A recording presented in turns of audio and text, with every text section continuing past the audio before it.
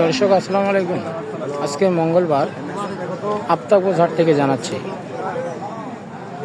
সুন্দর কোয়ালিটির সুন্দর ষাঁড় বাচ্চা।